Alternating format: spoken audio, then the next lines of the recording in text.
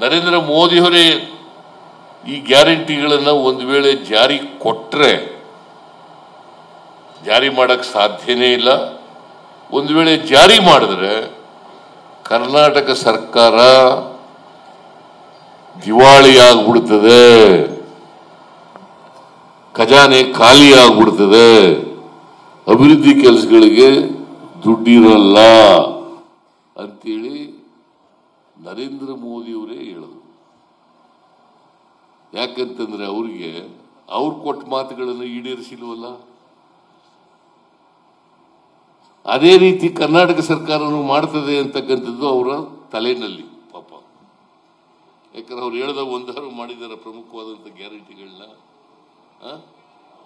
ಹೇಳಿ, ನೀವೇ ಯೋಚನೆ ಮಾಡಿ, ಹೇಳ್ಬೇಕು ನೀವು.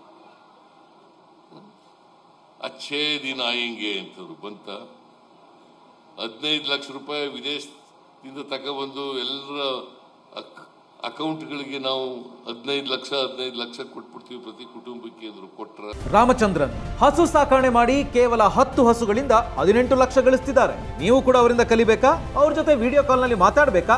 ಈಗಲೇ ಫ್ರೀಡಮ್ ಆಪ್ ಡೌನ್ಲೋಡ್ ಮಾಡಿ. ರೈತರ ಆದಾಯ ದುಪ್ಪಟ್ಟು ಮಾಡ್ತೀವಿ ಅಂತಂದ್ರು ಮಾಡಿದ್ರ, 2 ಕೋಟಿ ಉದ್ಯೋಗ ಸೃಷ್ಟಿ ಮಾಡ್ತೀವಿ ಅಂತಂದ್ರು ಮಾಡಿದ್ರ. ನರೇಂದ್ರ ಮೋದಿ ಇವುಗಳ ಬಗ್ಗೆ ಮಾತಾಡಲ್ಲ. ನಿರುದ್ಯೋಗದ ಬಗ್ಗೆ ಮಾತಾಡಲ್ಲ, ಬೆಲೆ ಏರಿಕೆ ಬಗ್ಗೆ ಮಾತಾಡಲ್ಲ, ರಾಜ್ಯ ಆರ್ಥಿಕವಾಗಿ ಯಾವ ಪರಿಸ್ಥಿತಿ ಇದೆ ಅಂತಕ್ಕಂಥದ್ರ ಬಗ್ಗೆ ಮಾತಾಡಲ್ಲ. ಇವುಗಳ ಬಗ್ಗೆ ಬಿಟ್ಟು ಮನ್ ಕಿ ಬಾತ್ ಅಲ್ಲಿ ಮಾತಾಡೋದೇ ಬೇರೆ. ಇವುಗಳ ಬಗ್ಗೆ ಒಂದಿನೂ ಪ್ರಸ್ತಾಪ ಮಾಡಲ್ಲ. ನಾ ಏನ್ ಹೇಳಿದ್ದೆ, ಏನ್ ಮಾಡಿದ್ದೀನಿ, ನಮ್ಮ ರಾಷ್ಟ್ರದ ಆರ್ಥಿಕ ಪರಿಸ್ಥಿತಿ ಹೆಂಗಿದೆ, ರಾಜ್ಯಗಳ ಆರ್ಥಿಕ ಪರಿಸ್ಥಿತಿ ಹೆಂಗಿದೆ, ನಿರುದ್ಯೋಗದ ಸಮಸ್ಯೆ ಹೆಂಗಿದೆ, ಆಹಾರ ಪದಾರ್ಥಗಳ ಬೆಲೆ ಏರಿಕೆ ಏನಾಗಿದೆ, ಪೆಟ್ರೋಲ್ ಬೆಲೆ ಏನಾಗಿದೆ, ಡೀಸೆಲ್ ಬೆಲೆ ಏನಾಗಿದೆ, ಗ್ಯಾಸ್ ಬೆಲೆ ಏನಾಗಿದೆ, ಗೊಬ್ಬರದ ಬೆಲೆ ಏನಾಗಿದೆ, ಇವೆಲ್ಲ ಹೇಳ್ಬೇಕಲ್ಲ. ಒಂದು ದಿನ ಇದ್ರ ಬಗ್ಗೆ ಮಾತಾಡಿದಾರ? ನಮ್ಮ ಮೀಡಿಯಾ ಇದಾರಲ್ಲ, ಈ ದೇಶದ ಮೀಡಿಯಾ ಇದಾರಲ್ಲ, ಅವ್ರನ್ನೇ ಭೇಟಿ ಮಾಡಲ್ಲ ಪುಣ್ಯಾತ್ಮ. ಅದಕ್ಕೆ ಮನ್ ಕಿ ಬಾತ್ ಮೀಡಿಯಾದವ್ರು ಭೇಟಿ ಮಾಡಿದ್ರೆ ಪ್ರಶ್ನೆ ಕೇಳ್ತಾರಲ್ಲ, ಅದಕ್ಕೆ ಅವ್ರನ್ನ ಅವಾಯ್ಡೇ ಮಾಡ್ಬಿಟ್ಟು ಮನ್ ಕಿ ಬಾತ್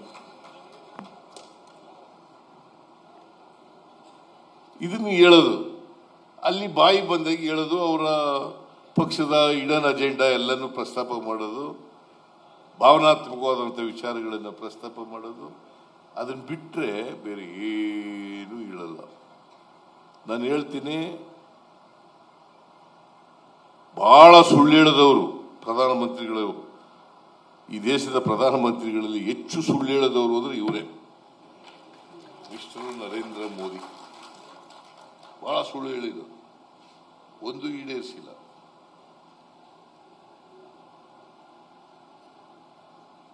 ಆದರೂ ಕೂಡ ನಮ್ಮ ಗ್ಯಾರಂಟಿಗಳನ್ನೆಲ್ಲ ವಿರೋಧ ಮಾಡಿದ್ರ.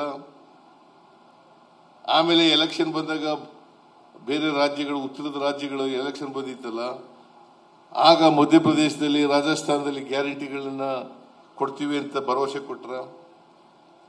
ಆಮೇಲೆ ಈಗ ನರೇಂದ್ರ ಮೋದಿ ನಮ್ಮ ಗ್ಯಾರಂಟಿಗಳನ್ನೇ ಕದ್ಬಿಟ್ಟು ಮೋದಿ ಗ್ಯಾರಂಟಿ ಅಂತ ದಿನಾ ಪತ್ರಿಕೆಯಲ್ಲಿ ಬರೆಸ್ಕೊತಾರೆ.